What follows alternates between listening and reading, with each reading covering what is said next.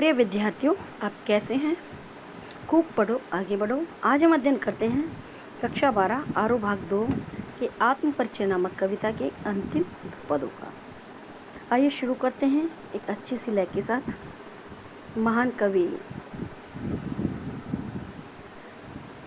हरिवंश राय बच्चन के इस काव्यांश को।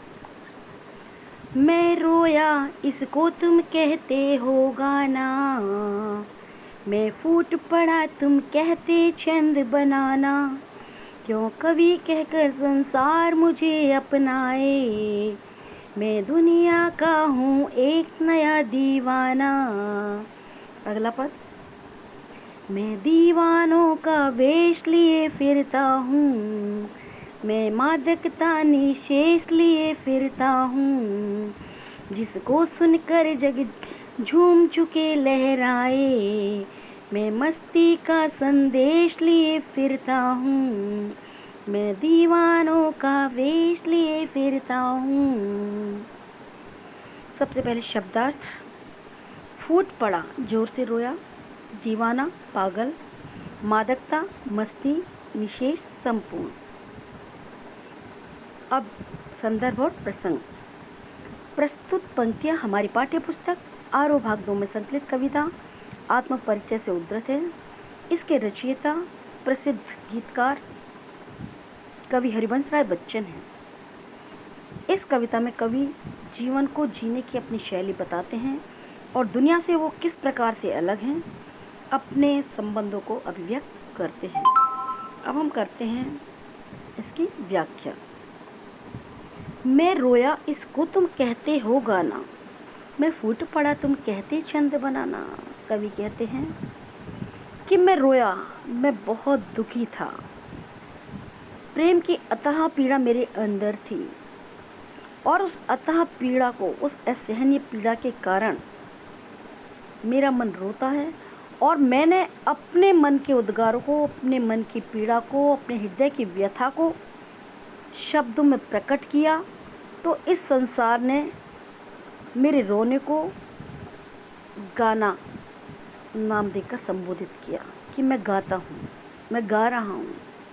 हकीकत तो ये थी कि मैं अपनी पीड़ा को अभिव्यक्त कर रहा था।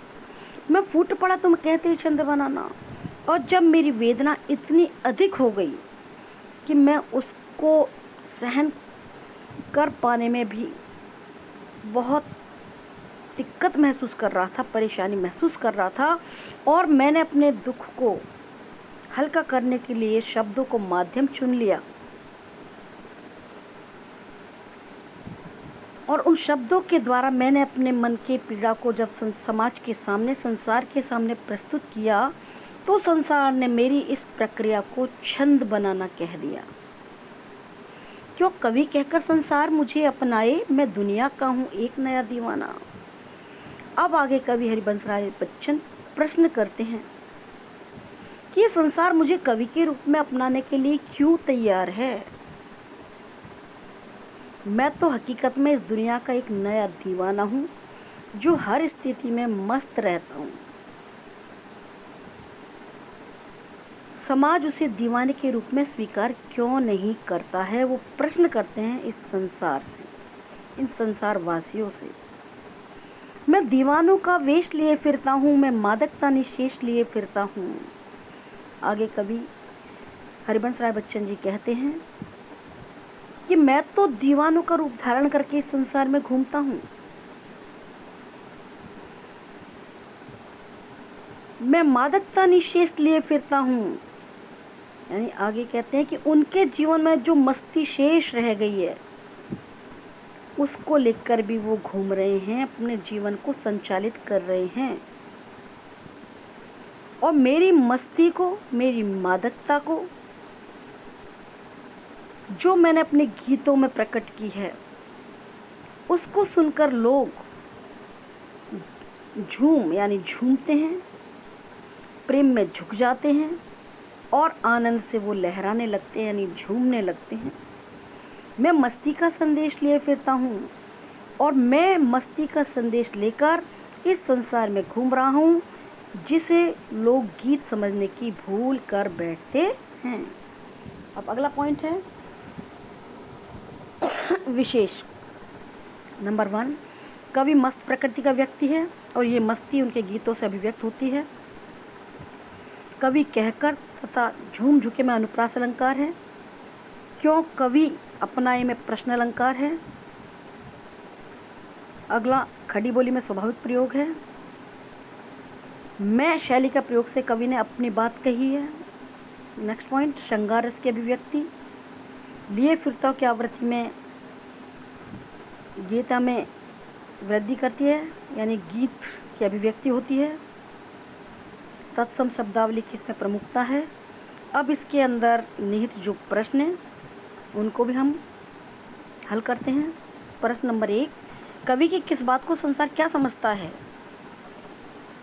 कवि कहता है कि जब वो विरह की पीड़ा के कारण रोने लगता है तो संसार उसे गाना समझता है, और जब असहनीय वेदना शब्दों के माध्यम से फूट पड़ती है तो उसे संसार छंद बनाना समझ जाता है। कवि स्वयं को क्या कहना पसंद करता है और क्यों। उत्तर, कवि स्वयं को कवि के बजाय दीवाना कहलवाना पसंद करता है, क्योंकि वो अपनी असलियत जानता है। उसकी कविताओं में दीवानगी है, उसके मन की अभिव्यक्ति है। प्रश्न नंबर 3, कवि की मनोदशा कैसी है। कवि की मनोदशा दीवानों जैसी है। वो मस्ती में चूर है और उसके गीतों पर दुनिया झूमती है, झुकती है और लहराती है। प्रश्न नंबर 4, कवि संसार को क्या संदेश देना चाहता है। संसार पर उसकी क्या प्रतिक्रिया होती है। कवि संसार को प्रेम की मस्ती का संदेश देना चाहता है और उसके संदेश पर संसार झूमने लगता है, झुकता है और आनंद से लहराता है। धन्यवाद।